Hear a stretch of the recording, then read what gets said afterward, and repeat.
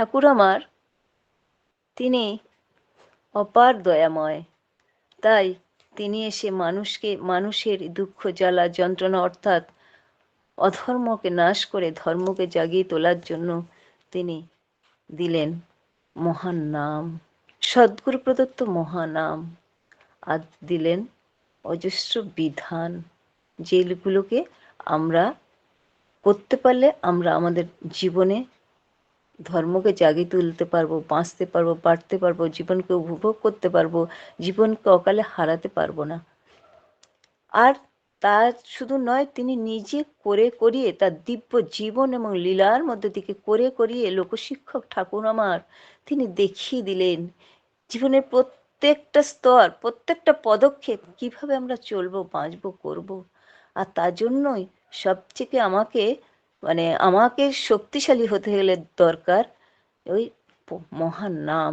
সেই নাম ধ্যানের মধ্যে দিয়ে কি হওয়া যায়, তাই তো তিনি ঠাকুর বলেছেন যে নাম ধ্যান মানুষের জীবন শক্তিটাকে জাগিয়ে তোলে, যেটা আমাদের প্রতিদিন প্রতিনিয়ত আমাদের যে যুদ্ধ, আমরা যুদ্ধরত সৈনিক, সেই সৈনিক হয়ে বাঁচতে গেলে আমাদের এই নাম ধ্যানটার প্রয়োজন। তো ঠাকুর বলছেন, ভাববাণীতে বলছেন যে নামে ডুবে থাক, নাম কর আর বিলিয়ে দে। আরে রক্ত লই, আরে স্বাধীনতার স্পৃহা করিস যে, শান্তি শান্তি করে ঘুরে বেড়াচ্ছিস, নাম কর। জগৎ ভুলে যেতে পারিস না, শরীর ভুলে যেতে পারিস না, তাহলে শান্তি পাবি কোথায়? কি চাস আর কি চাস? অমৃত? দেবগণ যে অমৃত প্রাণ করে অমর হয়েছিল, তোদের সম্মুখে সেই অমৃত তোদের হাতে ধরে দিচ্ছি, মুখে তুলে দিচ্ছি, তাও খেতে পারবি না। অহংকার করবি তো নামের, নাম কর, হনুমানের মতো বক্ষ বিদারণ করে দেখাবি, তোর মুখ বন্ধ হবে না, চিন্তা শক্তি লাঘব হবে, কার্যের ব্যাঘাত হবে না, অন্তরে নাম করে যা সব দিতে পারবি, অনন্ত ব্রহ্মাণ্ড লয় করে দিতে পারিস, তার একমাত্র উপায় নাম, নামই সব। তাই তো দয়াল আমার তিনি ভাইব্রোমিটার নামে একটা যন্ত্র আবিষ্কার করলেন, যার মধ্যে দিয়ে মৃত মানুষকে বাঁচানো যায়। আর কুষ্টিয়াতে তিনি হসপিটাল গড়ে তুললেন, যেখানে অসুস্থ মানুষদেরকে, মৃতপ্রায় মানুষদেরকে সুস্থ করা যায়। পূর্ববর্তী দাদা বলে গেছেন। দয়াল আমার কি অপার দয়া! আর তার সেই দয়া পেয়ে আমরা কতই সৌভাগ্যবান, তাকে পেয়ে আমরা কতই সৌভাগ্যবান। আর সেই সৌভাগ্যে মত্ত হয়ে আমরা এতটাই অহংকারে মত্ত যে দুর্ভাগ্যের শিকার হয়ে আজ আমরা এই ধ্বংসলীলায় মত্ত। আর সেইখান থেকে আমাদেরকে রক্ষা করার জন্য, বাঁচানোর জন্য আমার পুরুষোত্তম প্রবাহধারার পরম শ্রদ্ধেয় দাদা, তিনি জীবনের ধ্রুবতারা, প্রদর্শক, তিনি দিলেন তার অমৃত বার্তা, ডিপি ওয়ার্কের বার্তা। এই ডিপি ওয়ার্ক, ঠাকুর বলেছিলেন যে যজন যজন ইষ্টভীতি করলে কাটে মহাভীতি। এই মহাভীতি দূর করার জন্য, সেই মহাভীতি অর্থাৎ সেই নরক যন্ত্রণার মধ্যে আমরা যারা হাবুডুবু খাচ্ছি তাদেরকে ফিরিয়ে আনার জন্য তিনি সেই বার্তা দিলেন। আর এই বার্তার মধ্যেই রয়েছে আমাদের বাঁচা বাড়ার পরম পাথেয়, শান্তির পাথেয়, রক্ষার পাথেয়, সব কিছু। তো সেই জায়গাটায় ঠাকুর বলছেন যে যজন যাজন ইষ্টভীতিটা কি জিনিস, যে যজন যাজন ইষ্টভীতি যে নিয়মিত করে তার চেহারার মধ্যে একটা দ্যুতি দেখা যায়। সে দ্যুতি বলে দেয় যে সে পরমপিতা আত্মায় আছে, তাই শয়তান বা গ্রহ তাকে বড় একটা ঘায়েল করতে পারে না। ঠাকুর এক দাদা বলছেন যে যজন যজন ইষ্টভীতি করে এমন লোককেও তো দুর্ভোগ কম ভোগ করতে দেখি না। শ্রী শ্রী ঠাকুর বলছেন দুর্ভোগ সকলেরই জীবনে আসে, কিন্তু তখন যদি বুদ্ধি ভ্রংশ হয় তাহলে আরো সর্বনাশ। যজন যজন ইষ্টভীতি যে করে তার মগজটা অনেকখানি ঠিক থাকে, তাই বিপদ আপদ আরো ঘোরালো হয়ে উঠতে পারে না।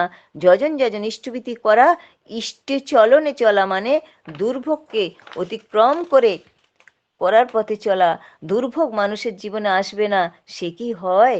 তার অতীত কর্মফল আছে, অজ্ঞতা আছে, প্রবৃত্তি চলন আছে, পরিবেশের সঙ্গে যোগসূত্র আছে।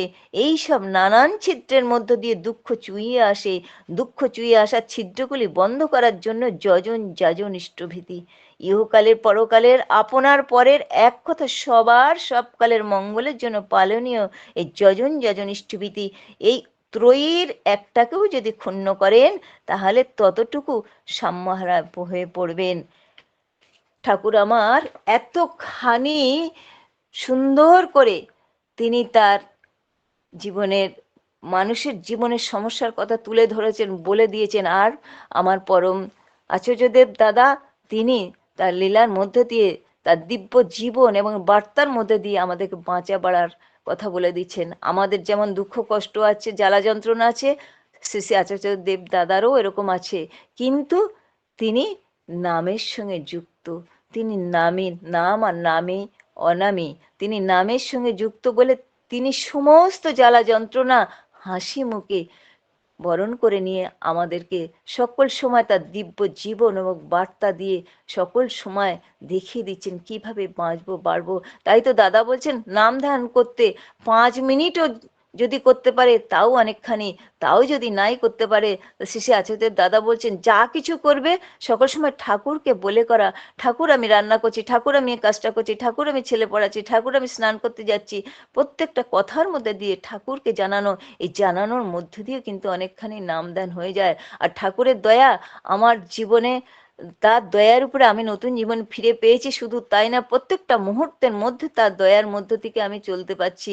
তার দয়ায় কি বলবো, এক এক মা, একটা মানে আমার স্কুলের একটা ছোট মা, সে তার অ্যাক্সিডেন্ট হয়েছিল, বাঁচার আশা ছিল না, তার সবাই বলে দিয়েছিল সে মরে যাবে, কিন্তু আমার ঠাকুরের উপর বিশ্বাস ছিল যে সে বাঁচবে। তার নাড়ি ভুড়ি ছিটকে গিয়েছিল, তার ক্ষত বিক্ষত হয়ে গেছিল। আমি ঠাকুরের মহানাম আর এই সস্তনি জল করে দিয়েছিলাম, আর ঠাকুরের কাছে প্রার্থনা জানিয়েছিলাম, ঠাকুর ওইটুখানি মেয়ের, ওর মধ্যে জীবনের বাঁচার অনেক স্বাদ আশা আছে, ওকে তুমি রক্ষা করো, ও ফিরে আসলে ওর মহান নাম আমি তোমাকে দেবো। সত্যি সত্যি মেয়েটা জীবন ফিরে পেয়েছে আমার এই ঠাকুরের সস্তনি জলের মধ্যে দিয়ে। এবং আমার জীবনেও অনেক ঘটনা, সে তো বলার সময় নেই। যাই হোক, তো এরকম ফিরে পেয়েছে এবং আরো অনেক ঘটনা আছে যে নামের মধ্যে দিয়ে মানে পুনরায় অসম্ভব সম্ভব হয়ে উঠেছে। তার মধ্যে থেকে আমি বলতে পারবো যে ঠাকুর আমার জীবনে যখনই যে মুহূর্তে ডাকি তার অপার দয়া পাই। কিভাবে যে আসে আমি জানি না।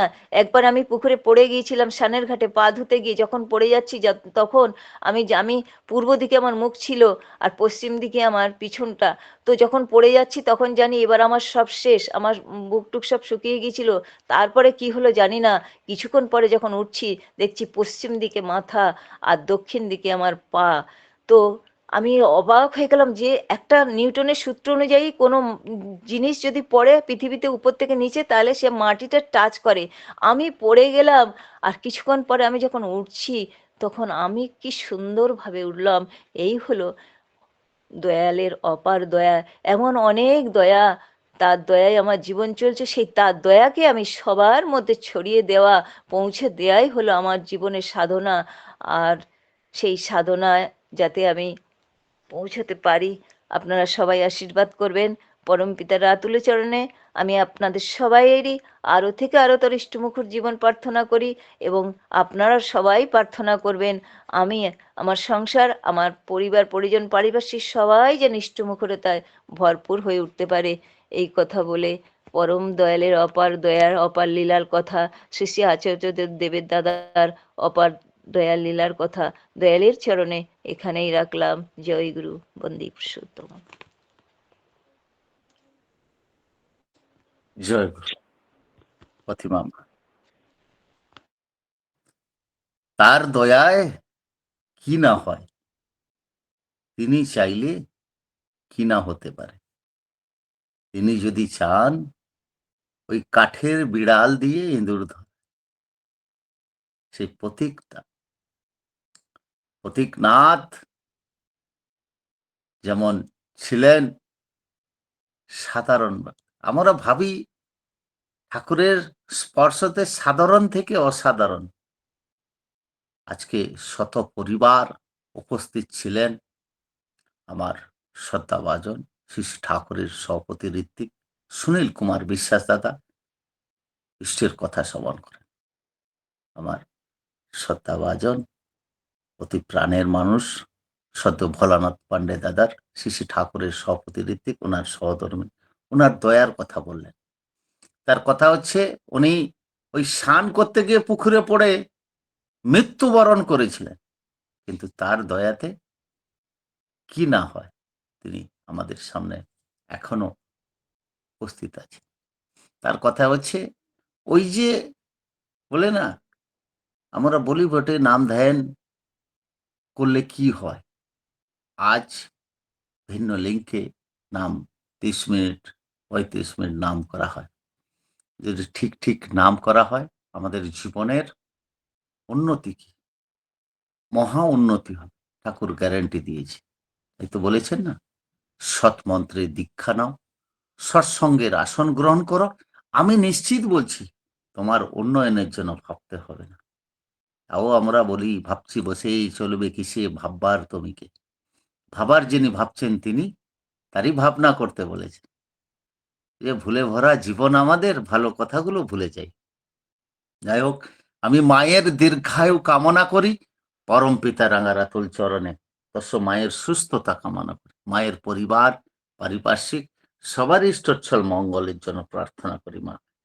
আর নাম ধ্যান স্বস্তি যজ্ঞর পক্ষ থেকে আপনাকে প্রণাম আর অসংখ্য ধন্যবাদ জানাই। জয়গুরু। আজকে প্রার্থনায় আমার সমীর বিশ্বাস দাদা আছেন। জয়গুরু। প্রার্থনা কে করবেন? শর্মিষ্ঠা দি। জয় গুরু। আচ্ছা, আমার সমীর বিশ্বাস দাদা আছেন। ঠিক 6:26 উপস্থিত মায়েরা শঙ্কর ধ্বনি উলুধ্বনি করে আজকে প্রার্থনা সভাটিকে প্রারম্ভিত করবেন। তস্য আমার শ্রদ্ধাভাজন সমীর বিশ্বাস দাদা আছেন। প্রভাতী বিনীত প্রার্থনা পরিবেশন করবেন। যখন 3 মিনিট আছে, আমি একটু ছোট্ট একটু দয়ার কথা বলতে চাই। তার কারণ হচ্ছে ওনার দয়া অপারম্পার, ওনার দয়া অপারম্পার। তার ছোঁয়াতে বাবাও বলতে থাকে, অন্ধ চোখে দেখতে পায়। বাবাও বলতে থাকে, অন্ধ চোখে দেখতে পায়। তার কারণ হচ্ছে আমাদের ওই যে বলে সত্যানুসরণে বলা আছে, অন্ধ হওয়া দুর্ভাগ্য বটে, যষ্টিচ্যুত হওয়া আরো দুর্ভাগ্য।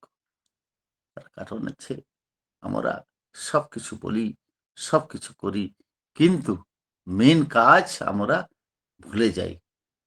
আমাদের যখন মাতৃগর্ভে হাত পা বাঁধা ছিল, এই ঈশ্বর আমাকে অন্ধকার মুক্ত করেন, আপনার গুণগান গাইব, আপনাকে খুশি করতে যা যা করা লাগে আমি সেটাই করব। তার কারণ হচ্ছে আমরা ওই যে বলে না, বিপদ মুক্ত, সব ভুলে যায়। তার কারণ যখন বিপদ আসে, হে দয়াল আমাকে রক্ষা করো, বিপদ পেরিয়ে গেলে কে তুমি দয়াল।